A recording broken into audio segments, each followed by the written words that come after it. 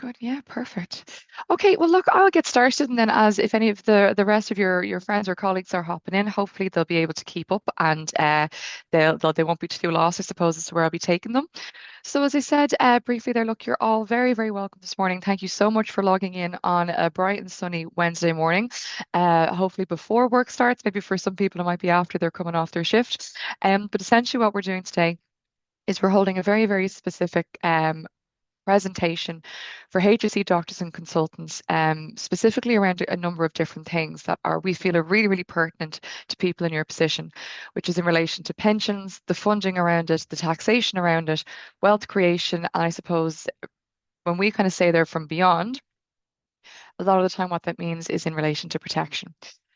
So firstly, to introduce myself, my name is Lynette Moore. I'm one of the senior financial planners here in Irish Pensions and Finance. Um, we are probably most well known for in the HSE is we run the group AVC scheme, so the additional voluntary contributions, which is what allows staff to be able to save more towards their retirement. Now, I'll be taking you through a little bit more on that later on. If you do want to find a little bit more out about, as I said, we're mainly known for the AVCs, but we would work with people in both the public sector, the private sector, who are also self-employed in all things financial. So not just in relation to pensions, despite the name of our company being quite misleading that we only talk about that, but if people have queries about other pensions, private pensions, their protection needs. So if you need life cover, if you need mortgage protection, savings and investments, and then what's getting more and more topical at the minute would be taxation in inheritance. You're also completely more than welcome to check us out online, be it Trustpilot, on any of our social medias and our LinkedIn, just to kind of see what we're up to. So we have kind of four objectives that we want everyone here to walk away knowing a little bit more about in detail. Now, because the presentation is going to be a bit more generic to kind of give you guys examples and to get you guys thinking of, I suppose, different scenarios that maybe you guys haven't thought of before, everything is going to be quite generic. Um, so the first place that I'm going to start is what main scheme benefits am I going to receive at retirement? So what are you paying into? What are you going to get back out of it? But very importantly, there's four different schemes or four different pension contracts that are in the public sector, that in the HSE. And a lot of people can get a bit confused as to what they are and which one they're a part of. So I'll be clearing that up first and foremost, so you can kind of go in with your eyes open to the rest of it. The next bit we're going to be covering is additional pensions. So AVCs will fall into this, but what we have come across with people in your profession is you may have pensions from other jobs or hospitals, particularly in the private sector, that maybe you haven't reviewed and you don't understand how it ties into everything. Because all pensions, I suppose, look, in some senses can be treated as separately, but again, we do need to take everything into consideration as well. From there, I'm going to be taking you through what's considered the recent changes to the standard fund threshold. So that might seem, it might be, I suppose, a bit of a word that you haven't seen before. Essentially, what the standard fund threshold is, it's a cap on basically how much pensions everyone's allowed to have as an individual. There's been recent changes made to that, which has, I suppose, kind of meant that a lot of people in your profession where they maybe weren't able to do more saving via the ABCs or pensions, it has opened up a bit of an opportunity there. My colleague Kieran, who's also a senior financial planner like myself, is going to be taking you through kind of onwards in the rest of the presentation. And he's also going to go on the most important bits that we consider, which would be the benefits of using a financial planner. So specifically targeted to what, again, colleagues like yourselves have found most beneficial, speaking to us from there. Now, as you'll go through this, I'm aware, look, people may need to jump off. They might need to go to work or they have a shift or something to get to. What you'll see on each of the pages going forward is that QR code in the bottom of the screen. If you hold your camera over that on the phone, you are going to be able to fill in your details and request to get a call back from myself or Kieran or one of our other colleagues, and you can actually pre-book in for a financial consultation. So as we're going through this, if you do feel, that's something I'm interested in, or this is what my concerns are, or I feel like I'd benefit from talking one-on-one, because as I said, this is going to be a very kind of general overview for people today. You can just fill that in ahead of time. You don't need to wait until the end of the presentation. So as I said, first and foremost, your superannuation scheme. So what are people entitled to? So next time, if you ever take a look at your payslip, under your deduction section, there can be anywhere from 1 to 3 different pension related deductions. And when we combine them all together, you're not just getting a pension out of it. You're getting two benefits for retirement, which is your pension and your lump sum. And then that's what we're mainly going to focus on today. But you do have three other subsidiary benefits attached to that as well that you're automatically included into. So what they break down as is you have your illness benefits, which is, I suppose, more commonly referred to as your sick pay.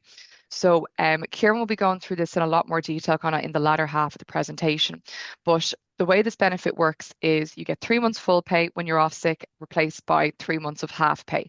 So it's 6 months of cover, and then after those 6 months, you go on to say the state illness pay, and you build that back up on a 4-year rolling basis. So for some people, it might be absolutely perfect. For a lot of I suppose consultants we come across as the further up in your earnings that you begin to go, the protection that's there for the state is very, very lacking. But again, Kieran's going to take you through that in a bit more detail.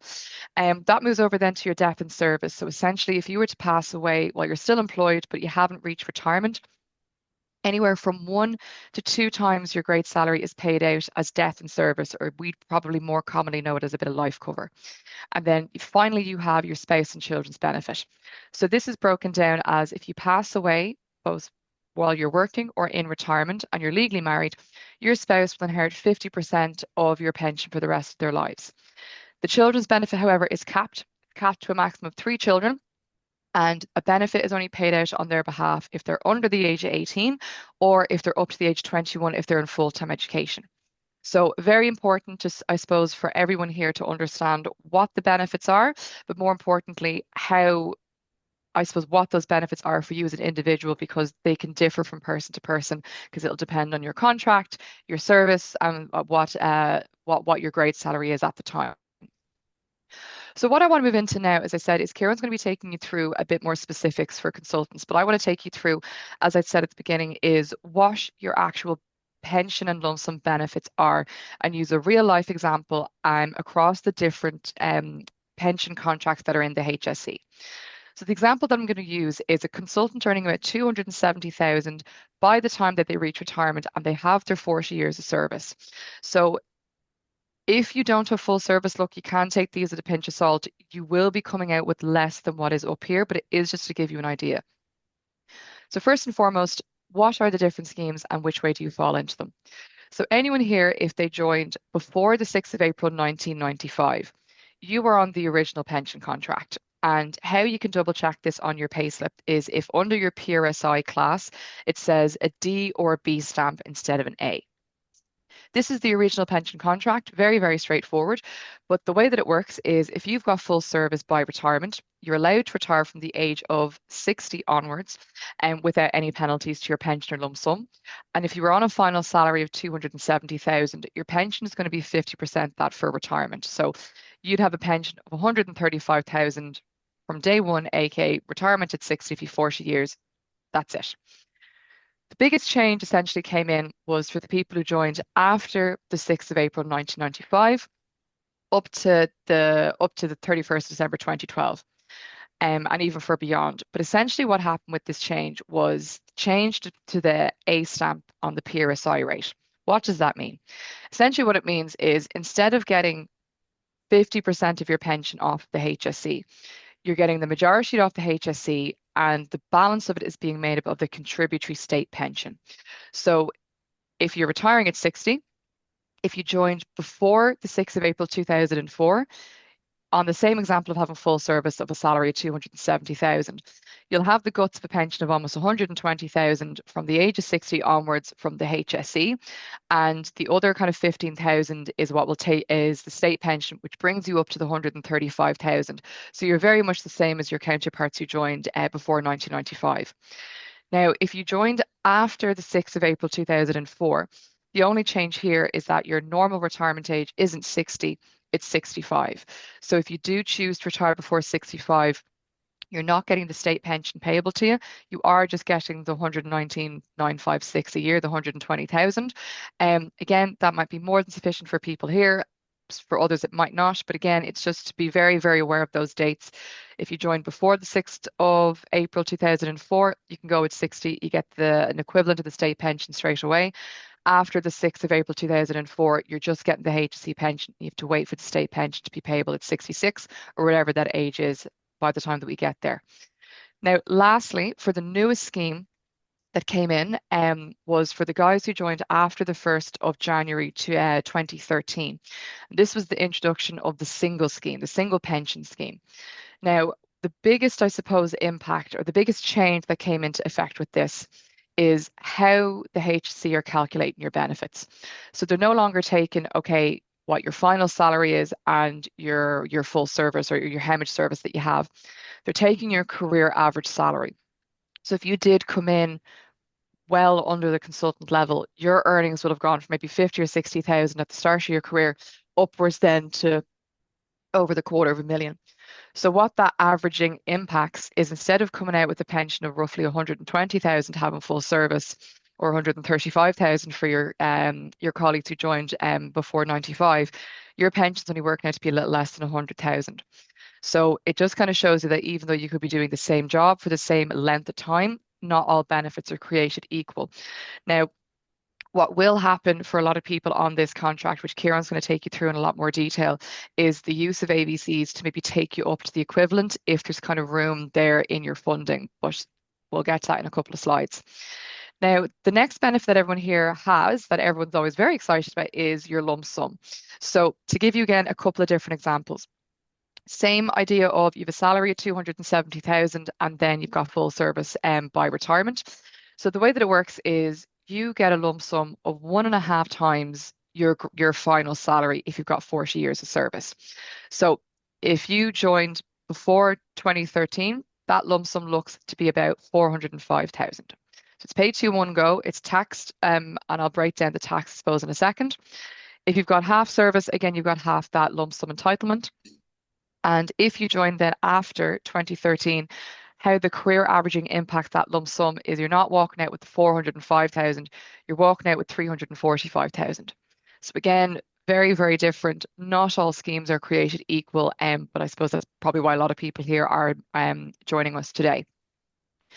So just to take a second to explain the lump sum treatment. So there is, I suppose, a common misconception for a lot of people that their entire lump sum is completely tax-free. Now, for the majority of people out there, that is true. But the only reason that's true is because their earnings aren't high enough to bring them over the initial threshold, which is 200,000. So the first 200,000 for anyone's lump sum from their pension is going to be tax-free or tax exempt. Because you do have a very, very high potential earning and you likely will have a lot of years of service, it just means then that you're moving into the next brackets, which is if your lump sum is over 200,000, anything from 201,000 to 500,000, the amount that falls over that is being taxed at 20%, and then anything over the 500,000 is going to be taxed at the 40%. Now, if people here only have their HSE pension and no other pensions, they didn't do ABCs, you're likely not going to be falling into the over the 500,000. But if you are going to be drawing on other pensions, this is, I suppose, where we'd need to, or where we'd encourage speaking to an advisor to make sure you're taking it as tax efficiently as possible. But the example, I suppose, that we use, the 270 final salary with full years of service, you're getting a lump sum of 405,000. Now, 41, you will have a tax bill of about 41,000. So into your hand, you're getting 374,000. So again, knowing this as early as possible, just kind of take the sting slightly out of retirement when you see this. But again, it's still an absolutely fantastic position to be in. So I'm going to take you through this final slide here before I pass you over to my colleague Kieran. But as I'd mentioned at the start, there was changes to the standard fund threshold. What the hell is that? Essentially, it's when we take all of your pensions that you have as an individual and we add them all together, we calculate them together. And that gives you like a total value or a capital value. And what used to be the case was up until last year, when we added all those together and projected them out, if they were worth more than 2 million, anything above that in your pensions was going to be taxed, and it meant that you weren't able to do things like ABCs or other kind of retirement pension planning. Thankfully, though, last year as of the budget, they've brought in changes that this cap is going to be extended. And over the next, say, 3-4 years, the standard fund threshold is going to go from 2 million up to 2.8 million. Why is this important? Well, it means, especially for a lot of people, and a lot of people, especially on the single pension scheme, it opens up the capacity to do things like ABCs, which are incredibly tax efficient, very, very profitable.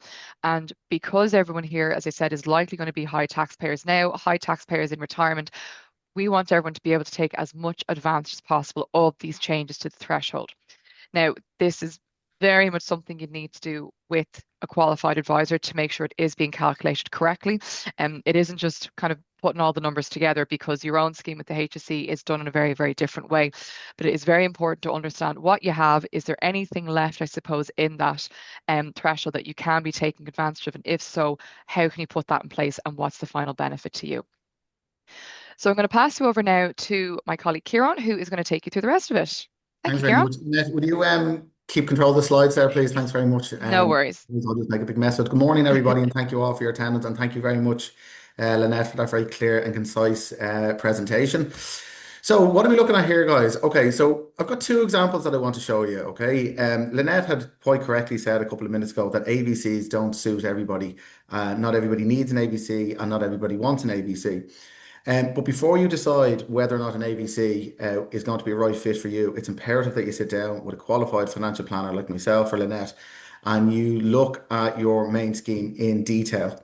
And the first thing we need to do is get the capital value. Okay, so as Lynette said in the previous slide, assuming you're retiring 2029 onwards, you're allowed to have a total capital value, a value of pension of 2.8 million. Okay, so we're going to look at this consultant retiring on a salary of 270,000. Okay, they're retiring at age 60, and they're only going to have 30 years service, and they're an A1 PRSI class. Okay, and they've joined post 2013. Now, what we've done is we've calculated that the total value of their pension is 2.175 million. Now we said the allowance is 2.8. So as you can see, there's the best part of 600 and odd thousand there that you can fund for via an ABC. So in this example, it makes a huge amount of sense from a financial planning perspective, from a tax perspective, from a tax-free growth perspective, to consider investing in an ABC, a private pension. And because there's a huge scope here where you're going to stay under that 2.8 threshold, and you can increase your pension dramatically. Okay. So AVCs. Okay. What are AVCs and how do they work? Okay. So first of all, it's an additional voluntary contribution. Okay. And the key letter there, excuse me, the key letter there is V. It's completely voluntary. Okay. Me and Lynette will never tell you that you should do an AVC. We might recommend that it's in your interest, but ultimately it's down to the individual to decide if it's the right fit for them. Okay. How do they work? Very, very straightforward. You pay through your wages. Okay. We have a scheme. We're one of two companies in Ireland that have a scheme with the HSE and the voluntary hospitals in the country. So that if you did want to start paying an AVC, it's facilitated by way of a payroll deduction. That means that we take a signed instruction from yourself with an agreed amount, and then that amount would then be applied through your wage slip on a weekly, monthly, or fortnightly basis, which whatever the frequency of your pay is. Okay, tax relief. So very important because you guys pay a huge amount of tax. You don't need to tell you that. I mean, most consultants will pay over €1 million in tax. And we did have the exact, well, we had a rough figure, but it's well over 1 million. Okay. And an AVC will allow you to claw back some tax. Okay. And your tax relief, it's at source. Now, there is, you can, if you want, you could bypass the payroll deducted ABC, and you could do a lump sum contribution. Okay. So why might you want to do a lump sum contribution? Okay. A lot of you on the call will have private income, and you'll have to pay income tax on the private income. So let me give you an example. If, for example, you put €10,000 into an ABC, and you're entitled to 40% rebate. So 40% off your 10 grand payment into the ABC is €4,000. So in this tax year, you've put 10 grand into your ABC, into your pension, and revenue now owes you €4,000 because you've made your pension contribution. Fast forward towards the end of the year, your accountant is doing your tax return, and they say that you now owe revenue, say €44,000 based on your private income, or you might have rental income, just to make that point. In this example, you owe revenue 44, but revenue owes you 4,000 because you've made a lump sum payment into your pension. So you can offset that 4,000 against the 44, meaning now your tax liability is only €40,000. So I hope that makes sense. So basically, if you do have any private income, be it through private practice or through rental income, and you want to see, does it make sense to make lump sum payments into a pension to reduce some of your tax bill and create wealth for retirement? Can talk to myself and Lynette, and we'll go through it in more detail to establish if it's going to be the right fit. Okay, investment funds. Thing about investment funds is over a long period of time, and what happens is the money is invested and it tends to grow. But how much it grows is down to the type of fund and your tolerance for risk. But the other thing about AVCs and all pensions actually is they grow tax free. So if you invest 100,000 euro and it's grown to 150, for example, when you get to retirement, that 50,000 has grown completely tax free. Unlike an investment, for example, or money on deposit, if you were getting a return, which we'll touch on in a couple of slides. Now, there's also charges as well, okay? Like no more than yourselves. You guys don't work for free, and we don't either. But the charges are there, okay? And the charges are there for a couple of reasons. So there's ourselves and New Ireland and the fund manager, okay? So we will be the broker and we're advising you and meeting you every year to review the policy, to make sure it's still fit for purpose, to make sure it's on track, and to make sure that you're going to get out of it what you hope to achieve when you first set it up. New Ireland are the life insurance company that we partner with as well, so obviously they would need to be paid as well. And then there's a fund management charge. So we don't see any of the fund management charge. The fund management charge goes to the fund managers, funnily enough, and that management charge is to manage and grow your money. Okay, we're very clear when it comes to charges, but the amount of charges is determined by a couple of factors. Typically, how long you have to go to retirement and the amount of your annual premium. But suffice to say, we'll go through it on an individual basis. These are not unique to AVCs. Allocation rates and management charges are quite, I mean, they're not even quite standard. They are standard across the board when it comes to pensions. I have an allocation rate and management charge in my own pension. But again, we're very clear and we'll go through it on a one-to-one basis. Okay, so how does tax relief work? So we're giving you an example here that number one, you've sat down with myself and Lynette, and number two, we've now established that you have scope. There's room for you, or there's scope for you to actually join the ABC scheme because we think you're going to be under the 2.8 threshold. Okay, so now we've established that the scope. We're looking at the ABC, and you say to myself and Lynette, look, I'm paid every 2 weeks, and I've crunched the numbers, and I'm comfortable paying 300 euro every 2 weeks. Okay, assuming you're paid every 2 weeks. So what happens that 300 euro is 200 euro is clawed off your tax bill. And that's added to the 300 that you pay, meaning a gross contribution of 500 goes into the ABC. So you pay 300, revenue will claw back 200 from your tax bill. So that's 200 quid every 2 weeks, which is what, 5 2, I think. Yeah, am I right saying that? Oh, 5 2, yeah, about 5,200. It's a bit early in the morning for quick maths. 5,200 a year you're going to claw back in tax. And that's based on a net 300 euro contribution. Okay, so just to be clear, you pay 300, revenue claws back 200, 500 goes into the ABC. Excellent way to save and create wealth. Okay. Okay, so this is example number two. Okay, this is a consultant again earning 270,000. They're going to retire at 65. NRA is normal retirement age. For anybody in this call that wants to take early retirement, and I've got a lot of consultants, a lot of doctors, IPF do, and I personally have a lot on my client bank, and a lot of doctors would like to leave early. You do tremendous work, but it's very stressful, long hours, and if you're serious about taking early retirement, it's a conversation you might want to have with myself or Lynette, and we can actually put a plan in place to try and help you achieve the goal of early retirement. However, we're coming back to this consultant here in example number two.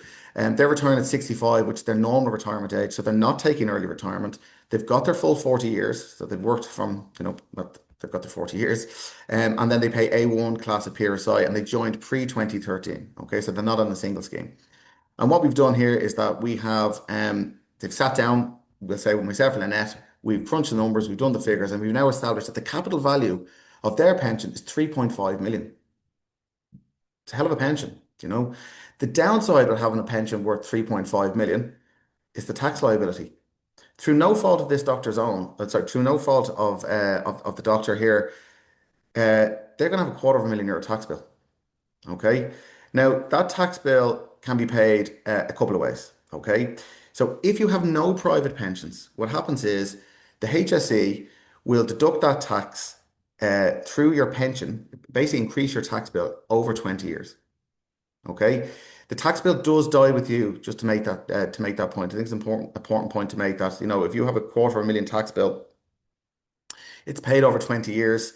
Um, but if you die 10 years into retirement, let's say you paid 150,000 roughly, sorry, 125,000, the other 125,000 would die with you. So spouse or estate wouldn't be liable for the outstanding balance. Okay. So option number one is if you've no private pensions, you can elect for the it's not even you can elect, the HSE will automatically do it. They're duty bound to do it. If, for example, you have an AVC or a PRSA or a personal pension or a retirement bond, th- th- this these this terminology might make sense to some of you on the call because you might have these type of pensions. But suffice to say, if you have a private pension, and let's say it's worth €1 million, okay, and I've seen €1 million pensions, doctors that have €1 million pensions, you could elect to just take the 248,000 from that 1 million, pay the tax bill at retirement, and now you've got 750,000 to invest, typically in an ARF, which is an approved retirement fund, or you can purchase an annuity, which is a guaranteed income for life. So if you have a private pension with more than the tax bill, you can take it out of the private pension. If you don't have the private pension, what you can then do is you can elect, or you'll just have the HSE paid over 20 years.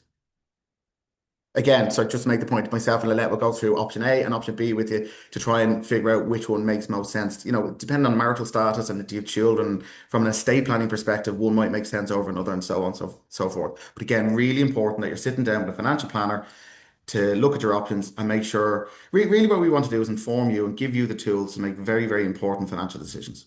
Okay. Okay, so we've talked a huge amount about pensions. We've talked a lot about standard fund threshold.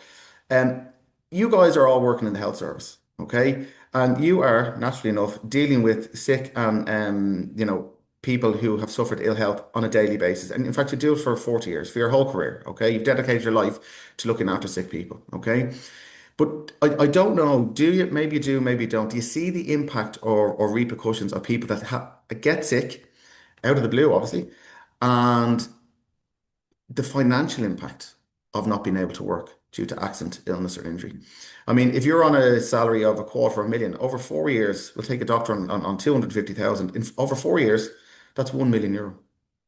And we would strongly, strongly recommend that you insure a portion of that to make sure that you can still meet your financial obligations on a monthly basis, to make sure you can still pay your mortgage, to make sure you can still, pay for your children's education, to make sure you can put food on the table.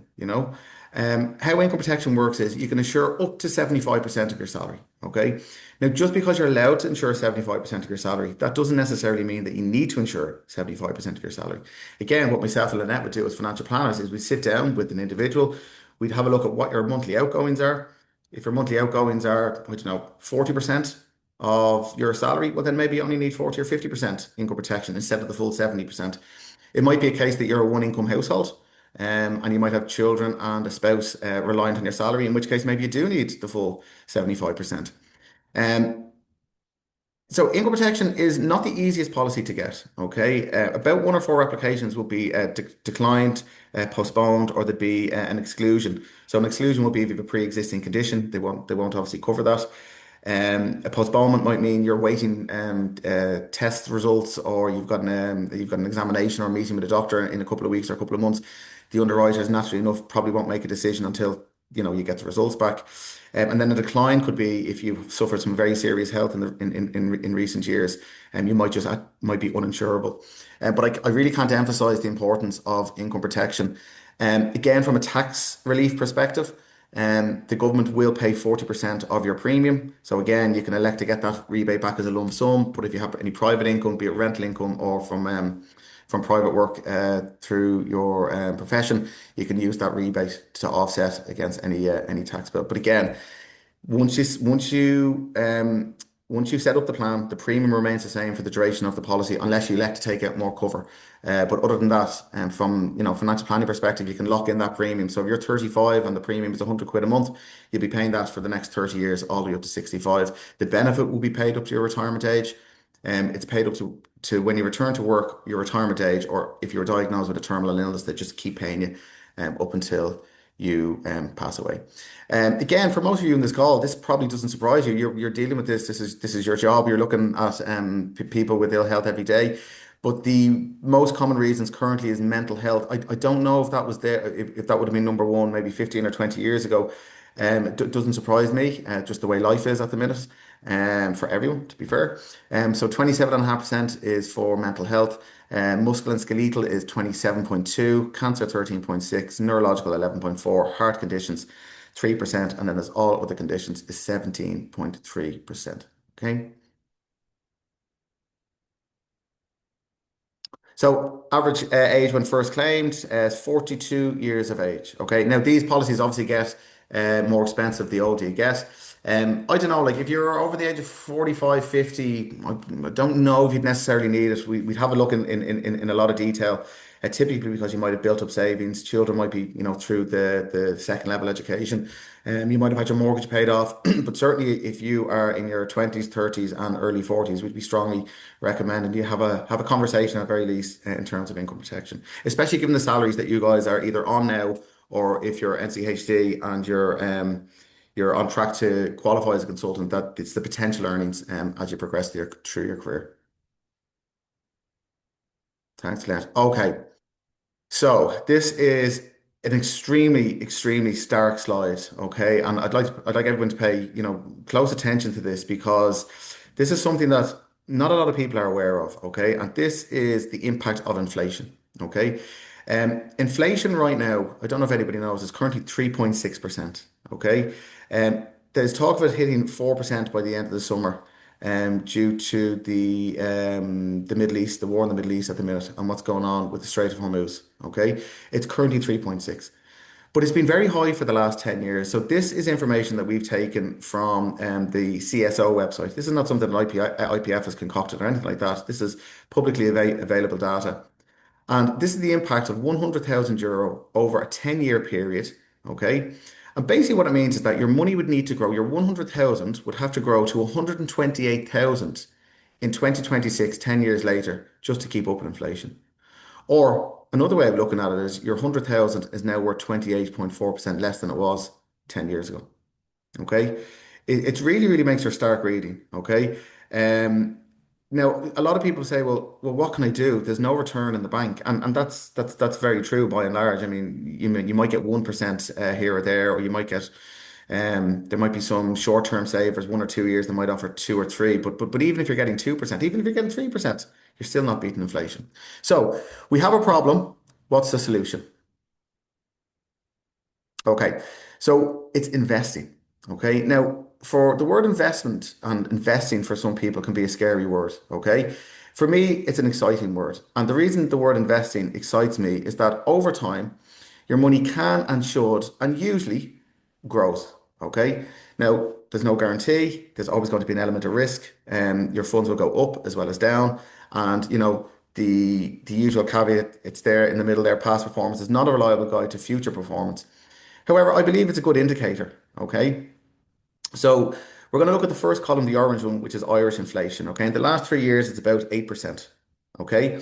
The blue column, which is the next one, is cash. So somebody has left their money in the bank and it's made about 6%. Okay. So it's tipped away, made a little bit, but it's still not beating inflation. Okay. And then we come to iFunds 4. So iFunds 4 is a fund from New Ireland Assurance. Now, again, we're an independent brokerage. We have agencies with all of the major life companies in Ireland. We have access to quite literally hundreds of different funds, but we've just picked 1 or 2 funds from New Ireland to give you an example today. Okay. So if you are a somewhat cautious investor, you're medium risk. Funds are rated 1 very low risk, all the way to 7, which is high risk. So let's take one right in the middle, a level 4. Over the last three years, this fund has done 38%. So it's blown inflation out of the water in the last 3 years. It's blown cash out of the water, and it's making the investor a very healthy and decent return, albeit in a medium risk fund. Okay. Now, global equities. Okay, so equities are effectively stocks and shares. Okay, they're companies, and the fund managers are buying a bit of the companies, and as the company's value grows, so does the fund. Okay, so global equities have performed quite brilliantly over the last 10 or 15 years. But even if you take the last 3 years, a global equity fund in New Ireland has done almost 70%. It's 68%. Okay. Now that's a high risk fund. That's a level 6. So there's going to be a lot of ups, a lot of downs. But the theory with investing is that you stay the course. And why you might want to invest, taking inflation out of the equation is that, a lot of doctors we meet will, because your income is so high that you have surplus monies at the end of the month.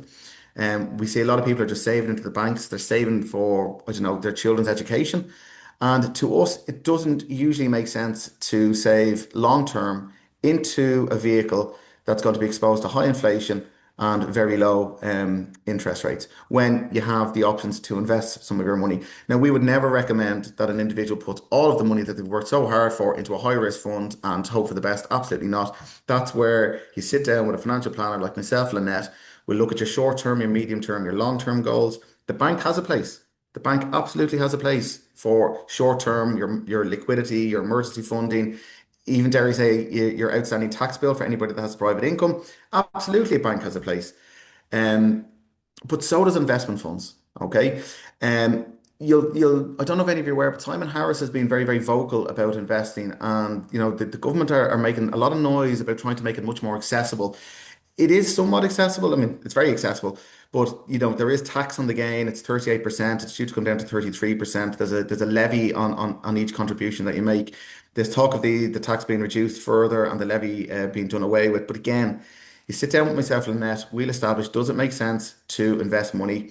We will go through the risk profile with you, and then we will then establish what's the best fund for you over the term that suits you best. What type of return do you want to get? And then we'll have that conversation. But seriously, guys, if you've got money sitting in the bank and it's exposed to high inflation and low interest rates, have a conversation and we can talk to you about your options about trying to get your money working a little bit harder for you. A portion of it. Okay, so we're almost there, and thank you all for your time. By the way, it's very, very good of you to give up the best part of 40 or 50 minutes of a Wednesday morning.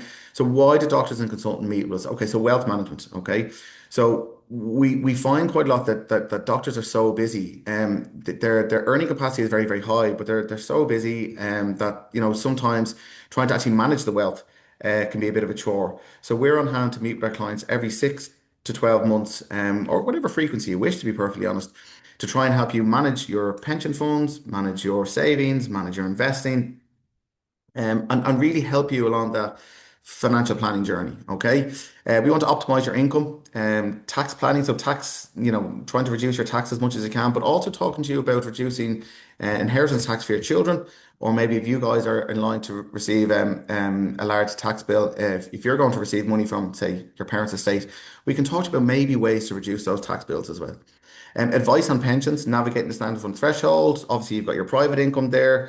You've got planning for retirement, early retirement, we've got estate planning there. Um, Protecting your assets, protecting your income, protecting your family, and managing your investment portfolios. And then really, I suppose the last one is the most important, is to navigate complex financial decisions. We're on hand to arm you guys with the tools to help you navigate those decisions, to help you make informed decisions. That's really our job at the end of the day. Now, what happens next? Okay, let's have a look. See, well, look, everybody's still on the call, so thank you so much, and a few more have jumped on, so we really, really appreciate that. There's a chat function down at the bottom. I'm free for another, 10 minutes, and so is Lynette. There's a chat function down the bottom. If anybody has any questions before we wrap up, we'd be delighted to answer them. No such thing as a silly question. You'll see that we have the QR code there. So we're going to call everybody that RSVP'd to the webinar. We're also obviously going to call everybody that's here today. We'll have a 5 minute kind of screening call just to answer any questions that you don't feel comfortable asking in front of your colleagues. And then what we'll try and do is we'll establish, does it make sense to sit down with myself or Lynette or one of the other advisors at IPF to have a look at your own situation on a one-to-one basis. I'd strongly recommend everybody does. It usually does make sense to sit down with a financial planner. But the reason we have the QR code there is that we will prioritize anybody that scans the code. So it's basically, if you scan the code, you get the first call or you'll be top of the list. Now we'll just have a look if there's any questions coming in. Nothing there in the webinar chat. I'll just give it a minute or two. Maybe there's no questions this morning. But if anybody has a question, we'll happily answer it. We give it another minute or two. If no more come in, we'll wrap up. Might all be just in need of getting a coffee, I think, after this, which I don't Mm. blame them. A lot of information on a Wednesday morning, as you said. Um, yeah, I Anything you don't want think to there's, add, Annette, before we yeah. wrap up? No, I couldn't have summarized it better myself. 100%, yeah, as you said, if you don't want to pop in the query there, QR code is a great way. It's first come, first serve. Or you can even pop in if there's a specific date or time that you will more likely be able to take our call. Don't be afraid to add that in as well, and we'll do our best to accommodate that because we know you're very, very busy. You might be in the ward with patients the whole time, and you don't want your phone going off. So it's absolutely fine to put in a date or a time, and we'll try and accommodate as much as Oh, possible. I think we have something, Annette. I think we have a Oh, Q&A box rather. Sorry, Q&A. Hi, thanks for talk. Do we need to track down our pensions from each different hospital we worked in during? No, that's not necessary. And it's a great question. The HSE will have a record of that when you retire. And again, typically speaking, it depends on which scheme you're on. So the single scheme is going to be career averaged. So the hospital will actually do the look back for you when you get to retirement. But then if you're on any scheme before 2013, it's based on final salary anyway. But no, you don't need to do the look back. You don't need to track down. The hospital do that, and the HSE are finally moving to digital. So it's making it a lot easier. I have a good relationship with the pensions department at CHI, and some of the work they've done to try and track down pensions over the years is mind-boggling. But that just slows things down. But look, everything's moving online, so the records will be there. So great question, and the answer is no, you don't.